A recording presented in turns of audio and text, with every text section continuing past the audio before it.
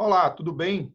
Bom, saiu recentemente um guideline sobre a avaliação da gestante com suspeita de infecção pelo coronavírus COVID-19.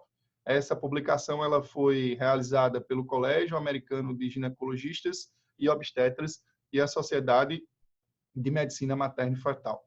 Então, é o primeiro guideline que estabelece bem direitinho qual a conduta, qual o algoritmo em relação a uma gestante suspeita com infecção do COVID-19. Eu vou compartilhar aqui a tela com vocês para a gente ver. Deixa eu minimizar o guideline, né, o PDF. E aqui ó, Colégio Americano de Ginecologistas e Obstetras, Sociedade de Medicina Materno-Fetal.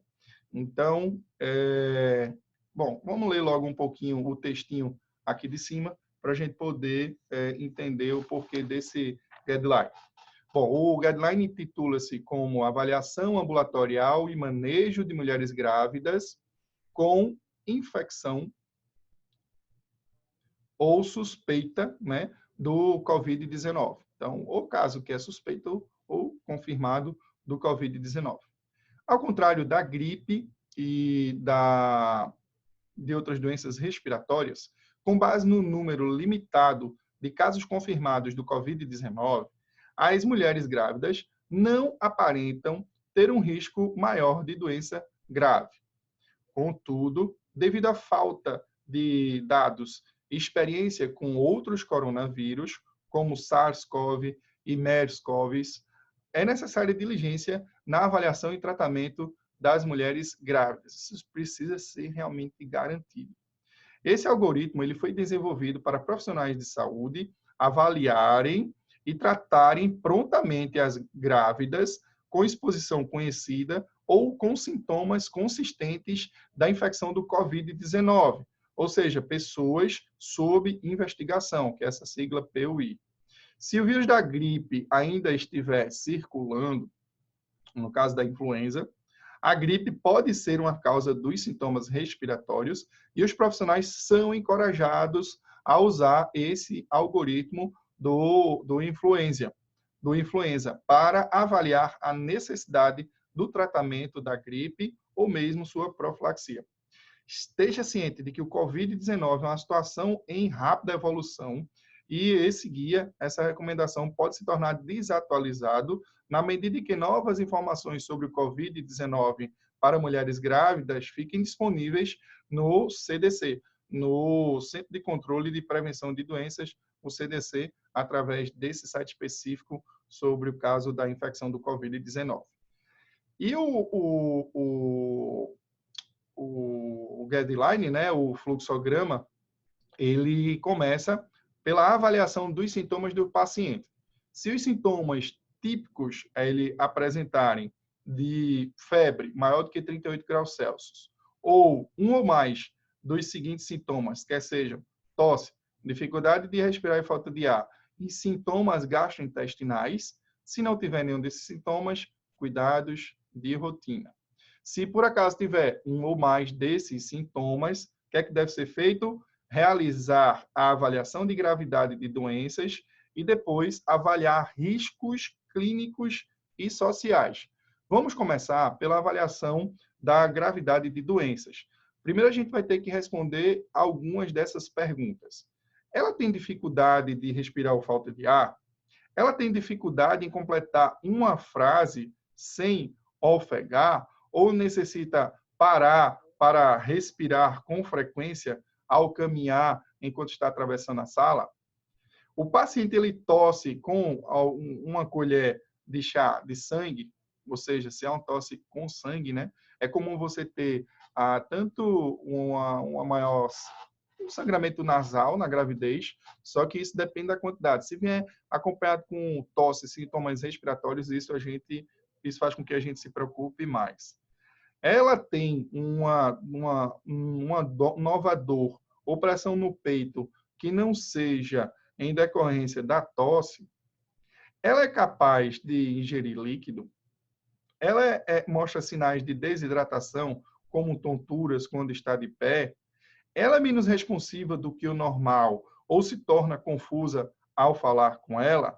Bom, Se tiver alguma dessa resposta, o risco é elevado, tá certo? E é recomendado que ela procure imediatamente atendimento em uma urgência ou equivalente para um lugar específico para tratamento de gestantes.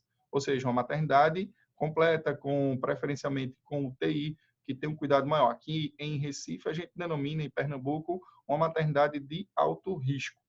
Mas, quando não é possível, ela vai inicialmente para uma maternidade de baixo risco para ser adequadamente transferida e transportada. Quando possível, envie o paciente ao lugar onde ela pode ser isolada, onde você estiver atendendo. Notifique o que você está referindo, indicando uma pessoa sob investigação e que é recomendado para minimizar o risco de propagação da infecção a outros pacientes e até aos profissionais de saúde. É interessante aderir às práticas locais de controle de infecção, incluindo equipamento de proteção individual. Os casos suspeitos, o profissional de saúde também precisa tomar muito cuidado com o seu equipamento de proteção individual. Mas se essas respostas de gravidade você não tiver nenhuma delas, você vai passar para a avaliação clínica e os riscos sociais, avaliar os riscos clínicos e sociais. Se a paciente apresenta alguma comorbidade, como hipertensão, diabetes, asma, HIV, doença cardíaca crônica, doença hepática crônica, doença pulmonar crônica, renal crônica, alguma discrasia sanguínea, atenção especial aqui com a trombofilia, ou pessoas que fazem uso de medicações imunossupressoras, bem como condições obstétricas, parto prematuro, pré-eclâmpsia, né, doenças crônicas também associadas à gravidez. E se ela também não tem capacidade de cuidar de si mesma, providenciar o acompanhamento que é necessário, se uma dessas respostas forem positivas, então ela é enquadrada como risco moderado. É interessante consultar o paciente o mais rápido possível em um ambulatório com recursos para determinar a gravidade da doença. Preferencialmente, já é um ambiente hospitalar. Quando possível, encaminha a paciente definindo que ela pode ser isolada. A avaliação clínica também, ela é interessante, como a realização de alguns exames para avaliação do comprimento respiratório, que incluem o exame físico e também alguns testes como oximetria do pulso, raio-x, gasometria arterial, quando clinicamente for indicado. As gestantes que apresentam com a proteção abdominal, elas não devem ser excluídas de tomografia de tórax, se isso for recomendado. Não é para ter medo, não é para se assustar com essa tomografia de tórax, ela vai ser importante para a avaliação do pulmão. Mas aí, se por acaso não houver comprometimento, né, ou comprometimento respiratório ou complicações, e ela é capaz de acompanhar, de realizar o seu cuidado, aí ela se torna novamente, como de risco baixo, né? E se por acaso, ao contrário, ela apresentar algum comprometimento respiratório ou outra complicação, a paciente deve ser admitida para realização, né, de tratamento adicional, avaliação e tratamento. Analise as orientações do hospital, do sistema de saúde sobre isolamento, também outras medidas para o controle da infecção, para minimizar a exposição do paciente e também o próprio risco do profissional. E se por acaso a paciente for uma paciente de baixo risco, a gente deve referir a paciente para um tratamento sintomático em casa, incluindo hidratação e repouso. Deve-se monitorizar o desenvolvimento de qualquer sintoma acima e reiniciar o algoritmo se por acaso houver algum novo sintoma presente, além das rotinas, né, dos cuidados obstétricos de rotina. Então, é isso. A gente acabou de ler e avaliar esse algoritmo do Colégio Americano de Ginecologistas e Obstetras nos casos suspeitos ou confirmados de infecções pelo COVID-19 na gravidez. Vale salientar que eu digo tanto por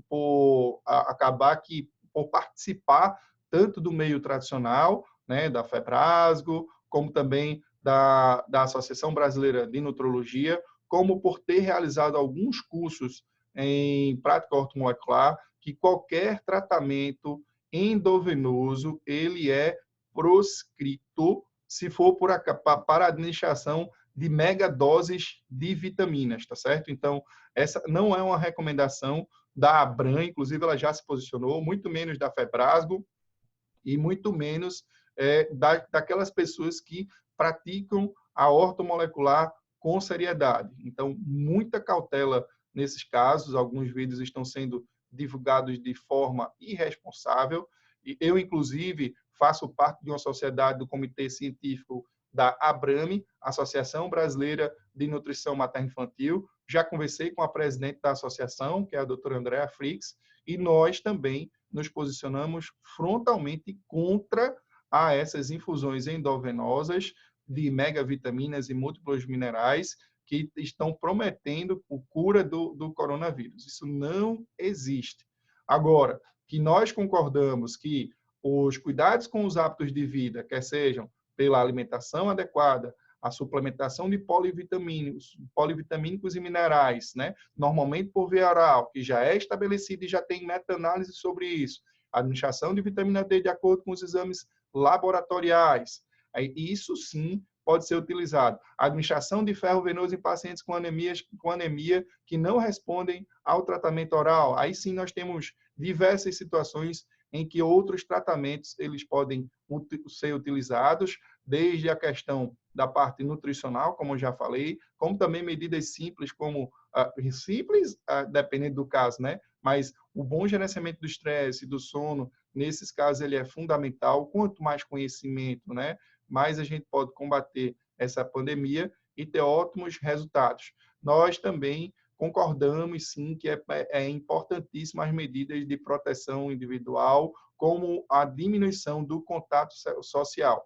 Isso vai fazer com que se achate aquela curva de transmissibilidade da doença e que a gente tenha um pico muito elevado de pessoas que certamente serão contaminadas e a gente pode reduzir esse pico achatando essa curva que seria mais alta e aí passaria por um tempo mais tranquilo com um número adequado de pessoas ou no limite aceitável de pessoas que dessa forma poderão realizar um atendimento de forma mais adequada do que um pico de doença atrapalhando completamente um sistema de saúde público que, notadamente, já é precário, mas que é fundamental nesse período. Então, o que é mais importante é que nós precisamos unir forças, nós, profissionais de saúde, com essas informações de qualidade.